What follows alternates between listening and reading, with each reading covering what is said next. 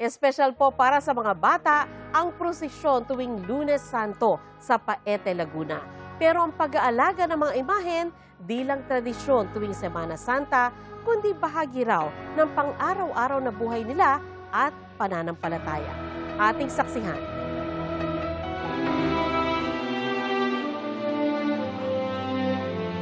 Malalim ng tradisyon sa bansa ang pag-aalaga ng imahen ng mga santo at banal.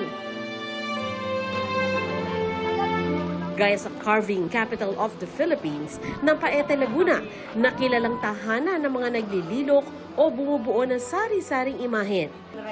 At marami sa mga bata rito may inaalagaan na kung tawagin nila yung mga bulilit na santo.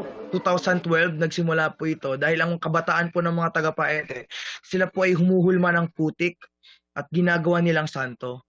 At naisipan po ng aming parokya na bakit hindi sila bigyan ng sarili nilang debosyon. Mga 2019 po, binibili po ako ni mami ng mga malilit na puon.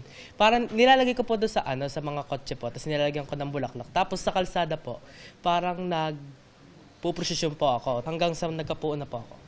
Mula sa paglalaro, natuto silang maglilok ng imahen o di kaya ay magpagawa sa iba. Para po ngayong bata pa lamang na tututunan na po nila yung paano ba yung tamang bihis, ano ba po yung tamang hawak, ano ba po yung accessories. Pagdating po ng araw, sa malaking imahe naman po, doon na po nila ma-apply yung pinag-aralan nila ng bata. Pero higit pa sa anyo, itinuturo ang naging buhay at katangian ng mga santo. Si Santa Veronica po kasi ay isang babaeng mahabagin. Kasi po tuwing nakakakita po siya ng mga pinahihirapan, o pag nadaan po sa kanyang tahanan na may pinahihirapan, kanya po itong nilalapitan at pinupunasan niya po. Katunayan, may sariling prosesyon taon-taon ng mga bata, bit-bit ang mga bulilit na imahen ng mga banal at ni Jesucristo. Sila po yung highlight ng aming Lunes Santo. Tinatawag po namin itong debosyon o panata ng mga kabataan.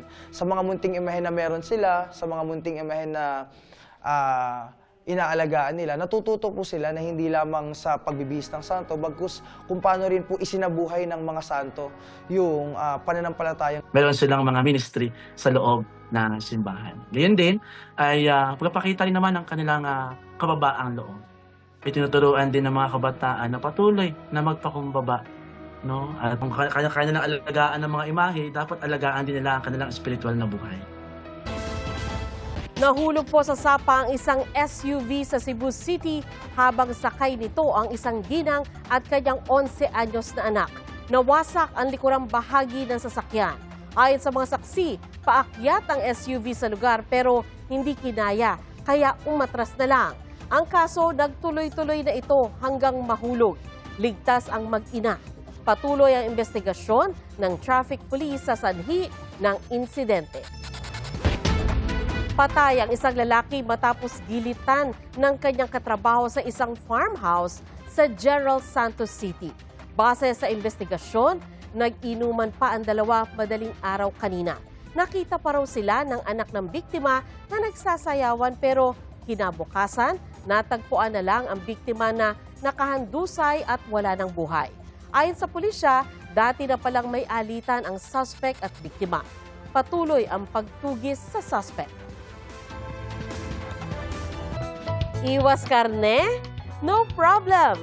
Sari-saring potaheng Kapampangan ang pwedeng ihain na swak pang main course, merienda o panghimagas. Ating saksihan.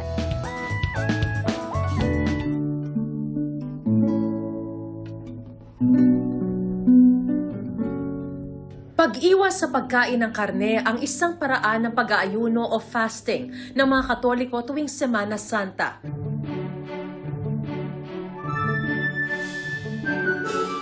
May mga putahe na swak ihain tuwing Kwaresma, gaya ng sabo maklak o upo soup na tinimplahan ng sibuyas, asin, paminta at dahon ng sili, saktong pampainit sa sikmura. May pampalamig din ang ginilo, hango sa ingredients ng ginata o gata at yelo o yelo, na may gulaman, pandan, tubig at asukal. Kapartner niyan tuwing Biyernes Santo ang kakaning patulbad, na gawa sa malagkit, gata, at may latik o caramelized na niyog sa ibabaw. Sa kasaysayan ng mga Sasmuanenyo, ang kombo na ginilo at patulbad ang inihahandang pagkain bilang pambawi ng lakas ng mga magdarame o nagpepenitensya tuwing Biyernes Santo. Mapapawaw din sa lugaw na hipon ang sahog, ang lelot paro ng Sasmuan. Mahigit isang siglo namang pambato ng mga taga-Candaba ang babotong asan o steamed na isda gaya ng bangus o imelda na may sarsang gawa sa dahon ng alagaw. Kadikit na ng pagsasakripisyo at pagbabalik loob sa Diyos tuwing Semana Santa ang matagal ng mga tradisyon at natatanging kultura ng mga Pilipino. Ako si Mariz Umali ang inyong saksi.